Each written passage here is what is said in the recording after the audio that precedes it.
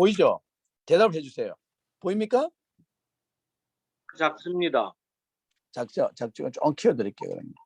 예, 뭐, 와, 키가도 작은데. 이제 잘 보입니까? 예, 뭐, 보이기는 잘 보입니다. 예, 그러면 하여튼 요거를 컴퓨터상으로. 자, 그러면은 우리가 우리 김경학 우리 학생 한번 첫번 문장을 읽어주세요. 한번 한 두 패러그램. 뭐, 이거 미국 라스베가스 여거 말이죠? 네. 위에 제목은 안 보이고요. 예, 그 필요 없습니다. 그건. 네. 예, 미국 라스베가스로 향하는 사막 한가운데 고속도로에서 한 대의 차가 보니트 뚜껑을 열어놓고 한참 수리 중에 있었습니다. 오랫동안 운전을 해왔지만 자동차 내부에는 별 관심이 없었고 알만한 기회도 없었습니다. 그러나 지금 사막 한가운데서 차량 통행도 뜸한 이 고속도로에 어찌할 바를 모르며 후회를 해도 아무런 소용이 없었습니다. 앞만 들여다보아도 뭐가 뭔지 대충 이것은 엔진이고 이것은 라디에이터고 요것은 펜벨트. 그러나 이것들이 어떻게 연결되고 어떻게 작동되는지 도대체 알 수가 없었습니다. 그러니 어디가 고장인지 당연히 알 길이 없겠죠. 네, 감사합니다. 그까지. 예. 그다음에 우리 베트남의 이진희 선교사님 그다음부터 읽어주세요.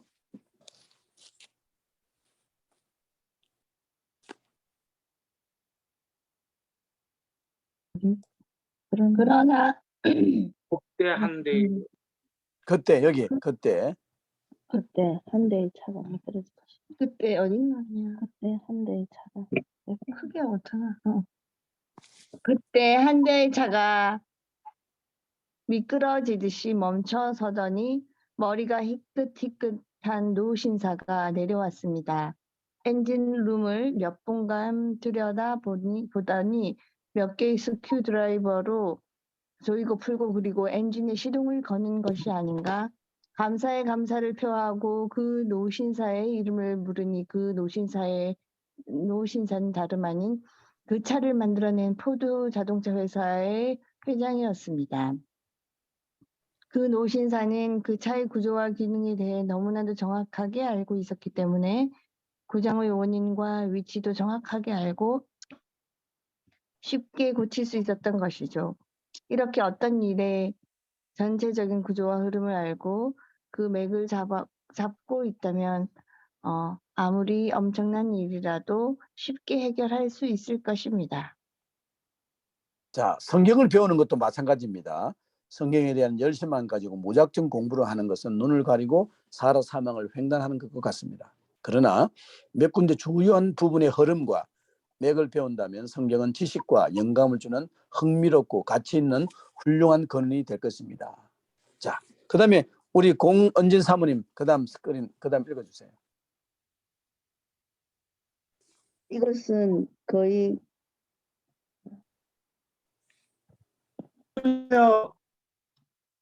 화면도 깨고.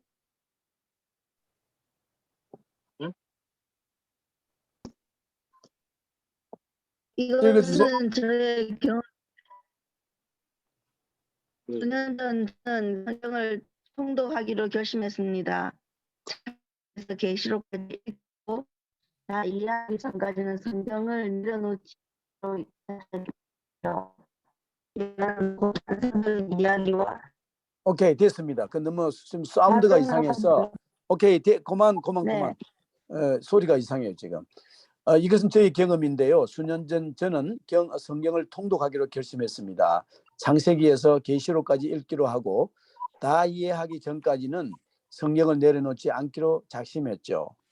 절망스럽게도 나는 곧 환상적인 이야기들과 발음하기도 힘든 이름들, 끊어지는 줄거리, 해결되지 않는 의문들, 끝없는 계보 등의 밀림 속에 헤매게 되었습니다.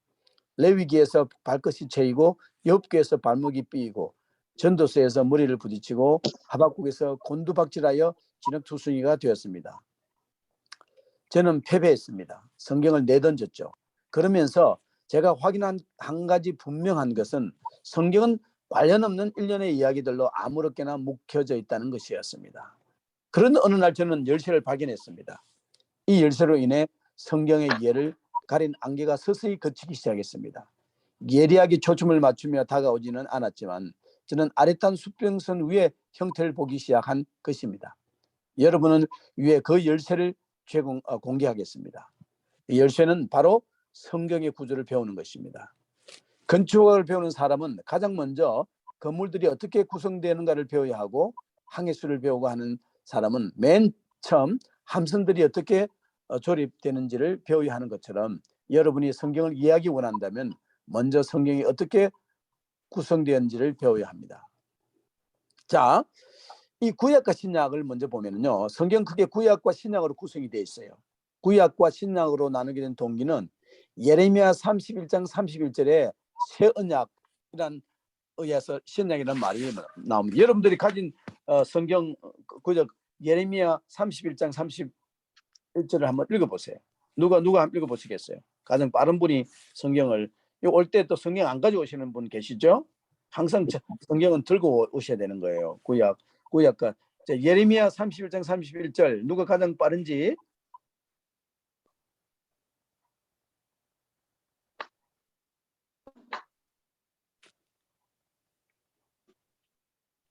자, 못 찾으셨어요? 제가 읽어드릴게요. 그러면요. 31장 31절. 여호와의 말씀이니라. 보라, 날이 이르리니 내가 이스라엘 집과 유다 집에서 새 언약을 맺으리라. 새 언약. 새 언약을 신약으로 새 New Testament. 그 신약, 새로운 새 신자에다가 한글말로 한자말로 신약이라는 말을 이야기하게 되고, 그러다 보니까 앞에 부분을 구약이라고 부르게 된 거예요. 그래서 구약은 하나님께서 창조하신 이 세상이 죄로 인해서 하나님을 떠나자 그것을 회복하시려고 여러 가지로 역사하던 기록입니다. 신약은 구약의 결론인 예수 그리스도께서 오셔서 사역하시고 그 남은 사역을 사도들과 교회가 성령 안에서 확장시켜 나가는 이야기입니다. 한번 눈으로 한번 보시면은 이게 왼쪽에 보면은 온 인류예요. 아담과 하와, 그게 온 인류의 우리 인류의 조상이죠. 그 속에 모든 인류의 뿌리가 있는 거죠. 그 인류의 하나님께서 영원히 살도록 패러다이스, 하나님과 동행한 임마누엘 하는 하나님과 죄가 없는 영원한 그 복을 주시려고 이 땅에 인간을 에덴을 만드셨고 창조하시는데 죄로 인해서 인간이 타락하게 되죠. 그래서 그 가운데 구원을 위해서 이스라엘을 택하셨어요. 하나님께서 이스라엘 가운데서도 유다 지파를 특별히 택하셔서 그 가운데서 이제 예수 그리스도께 오시는데, 그들이 남은 자 400년 동안에 그 예수님을 대망하던 기다리는 자를 통해서 하나님께서 예수님께서 오셨죠. 그것이 예수 그리스도라는 예수 그리스도라고 이제 우리가 이야기합니다. 잠시만요. 지금 여기서 여러분들이 제가 조금 뮤트 시킬게요. 여러분들이 위에 뮤트를 좀 시킬게요. 왜냐면 사운드가 지금 오케이, 뮤트 오케이 됐습니다. 그래서 예수님께서 마침 오셨어요. 그래서 온 인류부터 예수님 오시기 전까지 여기 지금 플러스 Q로 되는 게 구약이에요. 복사를 하다 보니까 이상이 되는데 구약이고, 그다음에 예수님이 오셔서부터 예수님께서 이 복음을 위해서 예수님께서 12제를 택하시고, 그리고 12제를 통해서 초대교회가 세워지고, 그리고 성령 받은 제자들에 의해서 하루 예수님의 말씀을 선포하니까 베드로의 그 말씀에 하루에 3,000명이 예수님께 돌아오면서 초대교회가 세워지죠. 그리고 나서 초대교회를 통해서 사도 바울을 특별히 택하셔서 성경 13권을 씁니다. 신약에. 온 열방, 그래서 아시아에서 유럽으로 건너갑니다. 그래서 지금의 그리스 쪽에서 교회를 세우면서 그 이후로 말씀을 받은 모든 크리스찬들이 열방, 젠타일이죠. 이방인들에게, 일방의 교회들에게 복음이 전파되고, 마침내 이제 그 유럽을 건너서 대서양을 건너 미국에서 아시아 한국에서 지금 다시 예루살렘으로 가는 온 인류까지 복음이 전파된다는 이야기가 신약 이야기입니다. 그래서 이게 온 인류에서 온 인류로 복음이 시작이 온 인류고 끝이 온 인류로 가야 된다는 그 이야기가 신약의 성경의 시스템이에요. 그리고 구약은 39권이죠. 그래서 쉬워요. 이게 암송하기가. 왜냐하면 39 뭐예요? 27이잖아요. 그래서 구약 39, 신약 27권, 토탈 66권이에요. 구약은 39권이 히브리어로 기록되어 있습니다. 창조부터 예수님의 전까지 이야기입니다. 이스라엘 중심.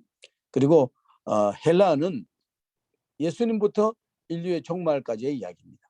그래서 여러분들이 이제 그 교회 다니시면서 아마 목회자들이 이런 분들 히브리를 보여준 적이 없을 수도 있어요. 오래 인생을 살다 보면 히브리를 예루살렘을 가거나 하면 볼 기회가 있겠지만 헬라어는 좀 많이 봤을 거예요. 그래서 언어는 성경 60권은 하나님께서 잃어버린 세상을 되찾으신다는 이야기예요. 그래서 여러분들이 여러분들이 이제 뭡니까? 제 얼굴은 보입니까? 안 보이죠? 이게 쓰는 거죠.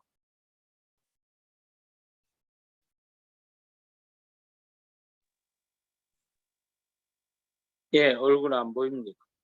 그러니까 얼굴을 내가 오늘 스크린을 2개를 쓰니까 얼굴 보이는 건 이거네, 그죠? 예. 네, 이거네요. 오케이, 그래요. 여기 2개를 다 이렇게 해놔도 돼. 이렇게 해놔도 되는 거니까. 이렇게 해도 되니까. 그래서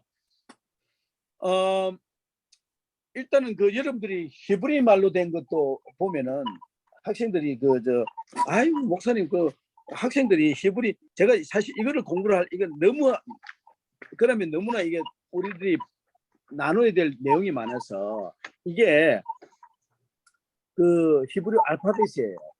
시작이 알렙 있죠. 왼쪽에 알렙 있죠. 알렙. 이게 A, B, C, D 할 때는 거. 이게 영어로 A, B, C, D와 같은 A, B, C, D. 쭉 AB부터 쭉 G까지 나오는 그런 노래예요. 비슷해요. 근데 쓰는 방식이 다르죠. 보면은 알렙, 벳, 기멜, 달렛, 헤이, 유. 이게 이 전부 다 알렙 하면 A고 벳 하면 B고 그래요. 여러분들이 너무 구약도 하면서 이 히브리 말에 히자도 모른다면은 여러분들이 너무 까막눈이 돼버리면 안 돼요. 여러분들이 히브리 말을 구약을 하면서 도대체 히브리 말에 대한 근본적인 건 내가 오른쪽에 써놓은 거 있죠. 이게 필기체예요. 베, 버, 더 이렇게 나오는 것이 알렙으로 나오는 거. 요런 글자가 요게 히브리 말이구나. 아이고 그것도 모르고 살면은 아이고 맨날 목사님 설교 아멘 한다고 한글 성경을 보다 보면은 세상이 언어도 많고 히브리 성경은 구약 이 헬라어로 써져 있는데 여러분들이 공부를 했다는데 그것도 모르고 그러면은 너무나 비극이에요. 그래서 레슨 내가 책에 있는 거를 페이지로 카피를 했어요. 여러분들 사인이 있죠. 사인이 이게 레더예요. 레더. 그 다음에 트랜스레이션은 이렇게 나오는 A, B, G, D 이렇게 나오죠. 그리고 바울은 모음은 점으로 표시해요. 근데 이 사람들은 글을 쓰면은 히브리 말은 딱 쓰면 점을 안 찍어도 바울이라 그러니까 모음을 안 찍어도 알아버려요. 우리 같은 이제 세컨 랭귀지나 우리 같은 사람들은 자음 딱 쓰고 할렐루야 하면은 자음만 딱 적어도 할렐루야가 아는데 처음에는 공부할 때는 점을 찍죠. 지금 할렐 점이 3개가 있으면 2개가 있으면 하나씩 이런 식으로 점으로 이제 해결하는데 제가 지금 구약 성경 이 방에는 없는 것 같아요. 저 방에 다음 시간에 한번 여러분들 또 보여줄 기회가 있을 거예요. 그렇게 해서 글에 대한 이야기를 하고 다시 한번 돌아갈게요. 스크린으로 돌아가서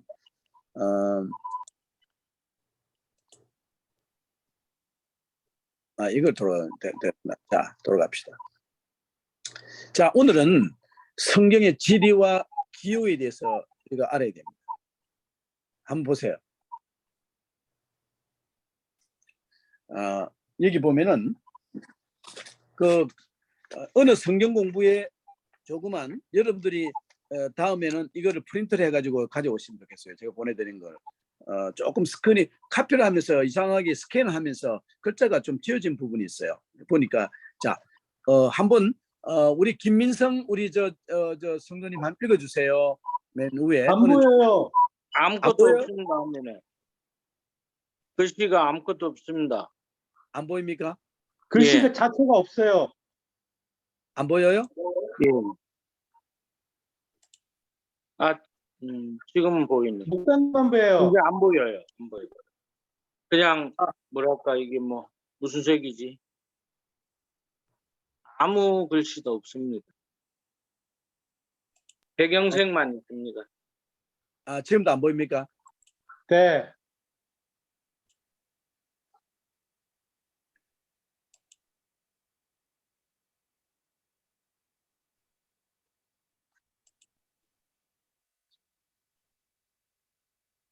혹시 이거 아니에요? 직접 그려보도록 했습니다.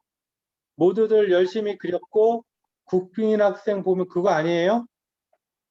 예, 이게 스크린이 지금 이거는 보이죠? 지금 스크린 배경 파워포인트 보이죠? 뭐 이거. 제목을 입력하십시오. 이것만 보입니다. 그러네. 그거만 보이고 오케이. 알겠습니다. 텍스트를 입력하십시오. 알겠습니다. 무슨 말씀인가 알았어요. 네, 알겠습니다. 이거를 어디로 가야 되냐면은 요거네요. 오케이. 이제 볼 겁니다. 보이죠? 네, 예. 네. 네, 이겁니다. 우리 김민성 우리 성님 읽어주세요. 어느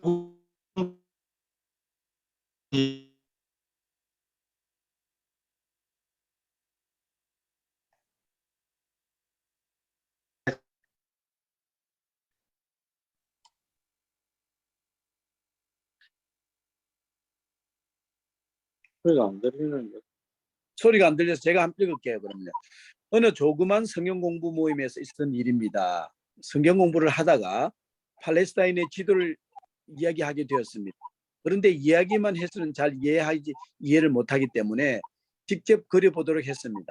모두들 열심히 그렸고 국민학생처럼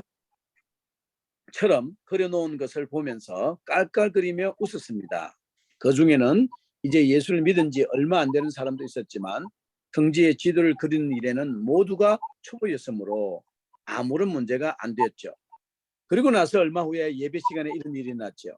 예수님의 순환 예고를 주제로 목사님께서 설교를 하시는데 가이사랴 빌립보를 말하게 되었습니다. 이어서 변화산상의 사건을 말씀하셨습니다. 모두들은 멍하니 막연하게 듣고 있는데 그날 지도를 그린 사람들만은 고개를 연신 끄덕이는 것을 볼 수 있었습니다. 머리에 가이사랴 빌립보 지방이 그림으로 떠오르고 그 위에 버티고선 헐몬산이 느껴졌기 때문이었겠죠. 진리를 안다는 것과 기후를 안다는 것은 성경을 보는 눈을 열어주는 가장 중요한 요인 중에 하나입니다.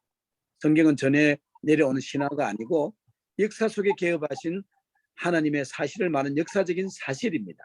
그러므로 육화 원칙으로 말한다 하더라도 어디에서 이 일이 일어났는지를 말하는 것은 기본적인 것이죠. 성경의 진리와 기후를 알고 나면 성경을 보는 눈이 열릴 뿐 아니라 그 성경이 누구도 부인할 수 없는 역사적인 사실이라는 확신을 보너스로 받게 됩니다. 할머니에게 옛날 이야기를 듣는 것은 구수하고 재미는 있으나 생생한 현실감은 없습니다. 그동안 우리는 성경을 옛날 얘기처럼 들어왔지만 얘는 달라질 것입니다. 이게 우리 울산에 우리 김경학 우리 집사님 읽어주세요. 예. 글씨가 너무 작긴 한데 키우면서 그래요? 읽겠습니다. 좀 더 켜드릴게요. 어디부터죠? 놀라운 맞죠? 예, 그 부분을 경상도스럽게 읽어주세요. 네. 저 경상도 사람이 아니라서 놀라운 일이 일어났습니다. 없어졌어요. 왜 그러지? 거친 풍랑이 몰아치는 갈릴리 호수가 한마디에 이게 움직일 때마다 없어지네. 명령으로 갑자기 잔잔해진 사건입니다. 이 사건을 목격한 증인들은 하나님 하나같이 입을 모아서 이 일이 행한 나사렛 예수를 하나님의 아들이라 합니다. 직접 들어보시죠. 자, 그러면 우리 하미경 우리 권사님 읽어주세요. 말도 마세요. 말도 마세요. 일로 와서 이거 보세요. 말도 마. 자, 말도 마. 나 말도 마이소. 어찌 풍랑이 샌지 내 삼아 죽는 줄 알았습니다. 아시잖아요. 이 갈릴리 풍랑이 얼마나 매서운지. 이 화면이 커졌다 작아졌다. 물에서 태어났고 해도 가언이 아닌데 내가 이제는 물에서 죽는구나 하고 예수님을 보니 아니 이 양반 주무시고 계신 기라요. 내사 참 기가 막혀서 그래서 깨웠지요. 일어나있어 우리가 꼭 죽게 되십니다. 그랬더니 이 양반 일어나서 우리를 보고 안 됐다는 듯이 혀를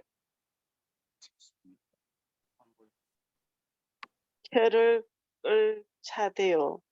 믿음이 없다 하면서 내 말이 좀 길어지는군요. 아마 너무 흥분해서 그런가 봅니다. 풍랑을 우지저 잠재운 사실을 목격한 사람치고 어찌 흥분을 안 할 수 있겠습니까? 상식으로 믿을 수 없는 일이 여기 팔레스타인의 직경 11km의 호수 갈릴리에서 일어났음을 긴급 특보로 알려드립니다. 이스라엘 갈릴리의 헤븐리 뉴스마트 기자였습니다. 예, 감사합니다. 거기까지. 그래서 여기서 지리를 안다면은 어디에서 이 일이 일어났는지를 안다면 이제 우리는 신문을 보듯이 뉴스를 듣듯이 생생하게 성경을 읽을 수 있게 됩니다. 이 수역이 나오는데 수역이 이제 플라스틱의 수역이에요. 글자가 물이라는 거예요. 물 부분. 성경의 지리를 익히기 위해서는 먼저 수역을 알아야 돼요. 물을 알아야 됩니다. 왜냐하면 땅을 나누는 것은 물이기 때문에 하나님께서 셋째 날에 하신 것 같은 것인데 첫 번째는 지중해예요. 미디테리안이라고 영어로 말하는데 대해라고 합니다. 이스라엘 사람들은 큰 물이기 때문에 그것을 큰 바다, 그들의 왼쪽이죠. 그 다음에 여러분이 잘 아시는 갈릴리 바다. 이 지역을 바다로 부르는 것은 많은 물을 바다로 부르는 히브리의 한기 때문에 그래요. 물이 많은 것을 그들은 바다로 불렀어요. 그래서 갈릴리 호수인데 갈릴리 바다라고 표현되어 있잖아요. 그러나 바다로 부르면서 우리는 호수로 이해하는 것이 좀 이상하지만 그렇게 이해가 됩니다. 이 수역은 좁은 곳이 11km, 넓은 곳이 22km. 사람이 심장 모양이에요. 그래서 심장 모양 이렇게 타운형으로 비슷하게 되어 있는데 수심이 60m로 비교적 깊습니다. 60m면 네 가지 이름으로 불리는데 긴네렛, 갈릴리, 게네사렛, 디베랴 그렇게 부릅니다. 그 내용들은 옆에 써 있으니까 참고하시고. 근데 요단강, 조던 리버라고 이야기하죠. 헐몬의 눈이 녹아서 북쪽에 헐몬산이 녹아서 시작됩니다. 이 작은 강은 그래서 실제로 어느 부분은 괴천같이 좁아요. 어떤 부분은 넓어지는데 넓고 좁아졌다 이렇게 하는 부분이 많이 좁은 부분은 정말 툭 뛰어넘을 수 있는 정도로 좁은 강도 되는데 100km를 흘러서 결국은 그 목적지는 데드시입니다. 사입니다. 그래서 이 요단강 서편이 프라임스 랜드 바로 하나님께서 약속하신 약속의 땅이죠. 그리고 사해 거대한 핫도그 모양이에요. 맨 남쪽에 이 바다는 지구상에서 가장 낮은 곳 가운데 하나입니다. 해저 399m면 정말 낮잖아요. 그 물이 들어오기만 하고 나가지 않습니다. 그래서 많은 중금속 광물질이 녹아 있어서 생물이 살지 못하죠. 그래서 죽음의 바다, 사해, 죽은 바다라고 말합니다. 성경에는 사해라고 하지 않죠. 세 가지가 나오는데 성경에는 염해, 소금 바다라는 말이죠. 창세기 14장에 그럼 아라바의 바다. 그것도 물이 많으니까 바다라는 말을 붙입니다. 신명기에 나오는 3장에 아라바의 바다. 그다음에 동해라고 말합니다. 동해. 동해라고 요이나 에스겔스에 나오는데 그 왜 그들이 동해로 부르시는 아세요? 동해로 부르는 얘기는 이 앱이 있으면은요. 내가 지도가 여기 있죠. 예를 들어서 지도가 있으면은요. 지도가 있으면 이스라엘 사람은 우리처럼 이렇게 보지 않았어요. 어떻게 봤습니까? 이렇게 본 거예요. 이렇게. 그러면 이쪽으로 동쪽으로 이쪽 이 사이가 여기 있잖아요. 그렇죠? 그리고 이게 남쪽으로 지중해가 있어요. 지도를 우리처럼 이렇게 보지 않았다는 거예요. 이 사람들은. 예, 여기 이스라엘인데 여기 이스라엘 지도가 있으면 우리는 그냥 여기가 지중해가 있고 여기가 북쪽이고 남쪽이고 그렇죠? 그다음에 이제 이게 동쪽이고 서쪽이잖아요. 여기. 그런데 이들은 그렇게 지도를 그리지 않았어요. 그래서 우리처럼 우리가 동으로 말하는 것처럼 이 사람들은 지도를 이렇게 놓고 본 거죠. 이렇게. Anyway, 그런 참고로 그냥 여러분께 드리는 말씀이에요. 우리가 보는 지도를 그리는 방법이 우리가 보는 방법하고 달랐다는 것은 이해하면 되겠고, 그다음 나일강이 있어요. 나일강은 애굽의 젖줄인 쉐스랑 같은 모양으로 삼각줄을 이루며 지중해로 흘러간다. 이 강 자체가 애굽의 교만을 상징한다. 그리고 티그리스 유프라테스가 있어요. 두 강이 코바라처럼 해처럼 갈라져 보이는데 사실은 각각 다른 곳에서 발원하지만은 페르시아만 앞에서 합쳐져서 페르시아만으로 흘러간다. 이 두 강 사이에 있는 땅이 바로 메소포타미아고 바로 반달 모양이에요. 그래서 유대 그쪽 이 아랍 사람들이 그 국기에 뭐가 있습니까? 반달을 많이 썼죠. 바로 티그리스 유프라테스의 그 두 강이 만들어낸 중간 땅이 그 달 모양의 반달 모양의 땅이 되는 거예요. 아주 비옥하죠. 거기만. 다른 지역은 또 사막 지역인데 거기 안에는 비옥하기 때문에 옛날부터 문화가 그 사람들이 그쪽에서 많이 발전되고 특히 이제 예루살렘을 말명시킨 바빌로니아가 지금 바그다드가 바로 그 옛날 바빌로니아의 수도잖아요. 여기서 이스라엘을 패퇴시켰죠. 페르시아만. 그다음 지금 페르시아만 하면 이란이에요. 티그리스 유프라테스 강이 흘러가는 바다로 인도양과 연결되어 있는데 페르시아 이거 나오죠. 홍해, 돼지 족발 모양인데요. 시내 반도를 둘러싸고 있다는 거죠. 그리고 모세와 이스라엘 백성이 바로 여기 한번 지도를 보시면은 여러분들이 1번에 여러분들이 이것이 종이에 다음에 올 때는요 스크린만 가져오시면 제발 나는 내가 우리 스크린 문화에 있지만은 너무나 여러분들 우리의 저촉이 많기 때문에 성경 가져오시고 종이 가져오시고 펜 가져오세요. 그래서 이것도 그려야 돼요. 여러분 숙제인데 수업 시간에 해야 되는 부분인데 오늘은 너무나 우리가 시간을 많이 소비해서 제가 연습하지 않지만 개인적으로 이걸 한번 그리세요. 이거를 이 종이에다 그리셔야 돼요. 여기다가. 예? 내가 그린 지도. 이거를 수업 후에 반드시 한번 그리고 다음 시간에 오세요. 이렇게 그래가지고 지중해가 1번 있고 2번 갈릴리 바다. 예? 여기 갈릴리 바다. 여기 좀 위에 동그란 것. 그다음에 쭉 요단강이죠. 이게. 그다음에 여기 사해 도나 모양으로. 그다음에 이제 유프라테스가 밑에 여기 흘러가요. 이렇게. 티그리스가 위에로 흘러가고. 이것들이 합쳐서 페르시아만으로 빠지게 됩니다. 잘 아시는 홍해, 레드시. 그다음 나일강이 이렇게 해가지고 지중해로 빠지게 됩니다. 요거 여러분들이 요거를 꼭 한번 연습을 하세요. 손에 익히는 보는 거는 또 다릅니다. 그래서 이제 오늘 수역을 통해서 그림을 그리시면 장소를 알아봐야 되는데 오늘 여러분들이 저는 요까지만 하고 나머지는요 제가 유튜브로 녹화를 해서 보내드릴게요. 여기까지만. 10시 12분이니까 7시. 자, 바벨론 있죠? 바벨론이 있으면 메소포타미아 갈대우르. 요게 바벨론이 여기 있습니다. 이 정도 있어요. 바벨론이. 여기 바그다드가 여기 있으니까. 여기가 비옥한 초생달의 하단 부분이다. 일찍부터 문명이 발달했고 바벨탑이 여기 어디서 세워진 것으로 생각되는 거예요. 바벨 타워가. 그래서 우르가 어디 있습니까? 우르가 여기잖아요. 우르가 여기입니다. 여기 우르예요. 요 코나. 페르시아만 들어가기 바로 전 코나가 우르입니다. 그 다음에 가나안, 지중해와 갈릴리 유당 사이에 주신 이 땅은 가나안에서 여호 시대에는 이스라엘 그리고 로마 행조 시대에서는 팔레스타인 이름으로 변해온 땅이다. 이 지역은 지리적으로 대단히 용이한 땅이에요. 왜냐하면 여러분 보시면 이게 아시아거든요. 여기 터키, 오늘의 터키를 건너가면 유럽, 그리스가 나타나요. 이 유럽인들이 이쪽으로 아프리카로 진행하려면 반드시 통과해야 되는 나라가 이쪽 가나안이거든요. 항상 외침이 있었어요. 이들이 올라갈 때도 필요하고 유럽인들이 내려올 때도 필요하고 로마가 정복할 때도 꼭 이 지역을 지나가야 되는 거예요. 그래서 아주 우리 한국처럼 지리적으로 대단히 중요한 지역이에요. 중국이 해양으로 가려면 한반도로 지나가야 되고, 그죠? 일본이 대륙으로 가려면 우리 한반도로 지나가야 되고. 그래서 이리 치고 저리 치고 하는 것처럼 이스라엘도 그런 지리적인 위치가 있는 거죠. 그 다음에 이집트, 나일강의 주변에 아주 오래된 문명의 땅 우리가 알고 있고, 아수르, 우리가 아시리아라고 영어로 그래요.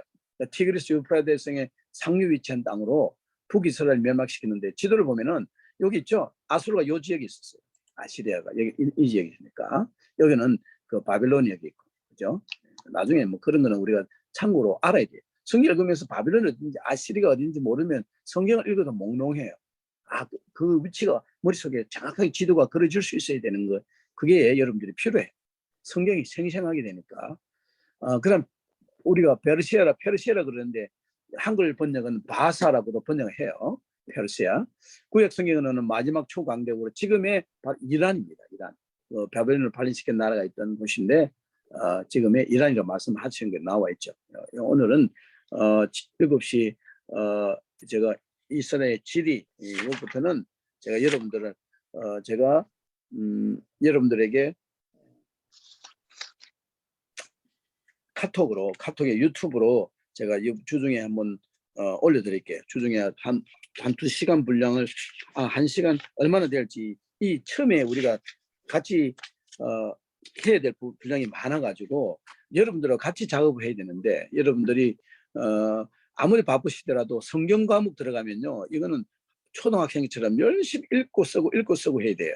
그래서 여러분들이 다른 과목들은 적용하는 과목이기 때문에 좀 이렇게 택타임을 할 수 있지만은 성경 들어가면요 이게 성경 과목들은 나는 대학원에 가서 풀러 갔어도 성경 과목을 공부하는데 다른 과목처럼 막 페이퍼 쓰고 하는 줄 알았어.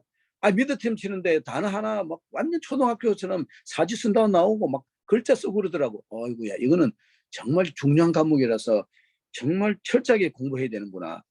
맞습니다. 여러분 구약 개론하면서 대충 할 생각하시면요 성경 대충 이해돼요. 대충 이해되면 여러분들이 어떻게 힘이 되겠어요. 그래서 여러분들이 구약 개론하시면서 이번 기회에 구약 창세기부터 말라기까지는 집중해서 읽고 매일 말씀 묵상 적고 그 가운데 읽으면서 말씀 잡히는 부분이 얼마나 많겠어요. 그 가운데 한 줄만 적어서 매일매일 말씀 묵상하시고 매일매일 성경을 붙들고 있어야 돼요. 오실 때 노트, 펜, 성경 가져오셔서 저하고 일주일에 한 번씩 만나는 동안에 최소한 기본적인 것은 여러분들하고 작업을 할 수 있도록 하시기 바랍니다.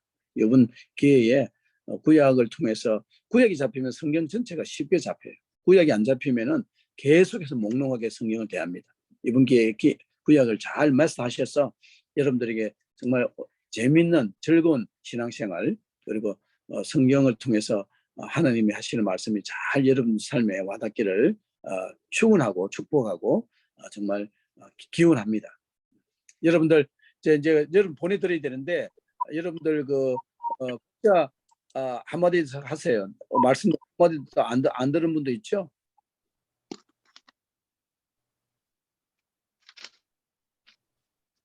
자, 내가 물어볼게요. 우리 저 동부에 지금 노스캐롤라이나 계시는 우리 공은진 사모님하고 이진희 우리 선교사님 한마디씩 먼저 하세요. 동부부터.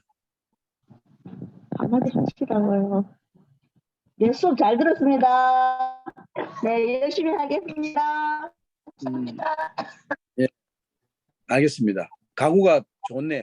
그다음에 제주도 우리 제주 밤바다 제주도에서 오늘 접촉한 하셨어요. 우리 김민성 우리 총노님은 어때 스크린 안 나오네. 예.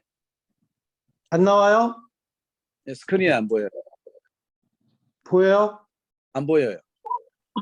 이번에 주제는 보여요, 안 보여요? 보여요? 보입니다. 네네. 아, 정신 없었습니다. 막 화면이 꺼졌다 켜졌다 막 다른 화면 넘어가고 저는 아예 그냥 화면이 그냥 뭐 날아갈 때도 있고 에코가 너무 심할 때도 있고 막 그래가 정신 없었는데 재밌기도 하면서도 어려울 것 같아요. 어려운 건 없어요. 그런데 양이 많아요. 제가 말씀 제가 말하고 싶은 게 어려운 게 바로 그거예요. 제가 시간을 과연 만들 수 있을까 그게 걱정이에요. 만들어 가지고 잘 하나님 그래서 하나님께 의탁하시면서 하시고 주님이 주신 능력으로 모든 걸 하신다 생각하시고 다음 주에는 제가 알았어요. 이 컴퓨터가 문제가 돼서 다음 주에는 제가 예전에 하던 그 컴퓨터에서 강의를 미링할 거예요. 그러면은 오늘처럼 이런 디스트럭션이 방해가 없을 거예요. 제가 지금 핸드폰을 마이크를 쓰고 있고 스크린은 2개를 쓰고 있어요. 그래서 저도 복잡하고 해서 오늘 여러분들에게 내가 한 15분 전에는 미리 들어와서 확인했는데 잘 들린다 그랬어요. 동부 쪽에서. 그런데 마이크가 문제가 됐네요. 오케이. 그리고 우리 울산 어때요? 예, 잘 들었습니다. 수고 많았습니다, 목사님. 예. 하여튼 그 녹화를 떠서 유튜브로 네. 깨끗하게 해가지고 보내드릴 테니까 예. 여러분들 하실 일은 제가 보내드린 그 자료를 프린터로 출력을 하세요. 출력을 하셔서 그리고 스크린상에 있으면 여러분 노트를 못 하잖아요. 그래서 그렇죠. 역시적으로 생각하는 게 있으면은 만일 여러분들이 이 책을 가까이 있으면 제가 드리고 싶어. 저한테 한 16권이 있어요. 를 해가지고 저한테 있어요. 그런데 월남에 오신 선교사님 제가 한 권 드렸고 여러분들이 한국에 계시니까 두란노 신청하면 금방 책을 한 권 사세요. 다음 주까지. 예, 알겠습니다. 부산이나 제주도는 금방 사세요. 그래서 이게 그러니까 그렇게 하고 그러면은 제가 보내드린 그 프린터물은 카피를 안 복사 안 하셔도 돼. 그게 이 책 프린터 내가 스캔하다 보니까 글자가 지워진 분 있더라고요. 그러니까 책을 구입하시고 그러면 이제 한국에 안 계시는 분들은 제가 드린 교재 가지고 공부하시면 될 것 같아요. 그리고 다들 한국 계시니까 미국에 있는 분들은 제가 드리고 그렇게 해서 다음에는 좀 더 좋은 화질로 좋은 상태로 여러분들을 만나도록. 자, 우리 기도하고 마치겠습니다. 아버지 감사합니다. 오늘 이렇게 우리 구약 신학의 구약 개론의 첫 시간을 만났습니다. 여러 가지 기술적인 어려움이 있었지만 주님께서 또 이렇게 만나게 하시고 이들이 무더운 여름 가운데 또 한국에서 제주도 울산에 또 생활하는 이 두 가정의 그 모든 삶을 또 헤아리시고 우리 베트남 선교사님, 베트남 선교지와 또 미국의 모든 하나님을 사랑하는 자들에게 더욱더 예수님이 주신 놀라운 지혜와 능력으로 충만하게 하여 주옵소서. 이 한 학기를 또한 지켜주옵소서. 인도하여 주옵소서. 동행하여 주옵소서. 감사합니다. 예수님의 이름으로 기도드립니다. 아멘. 예, 감사합니다. 수고 많았습니다.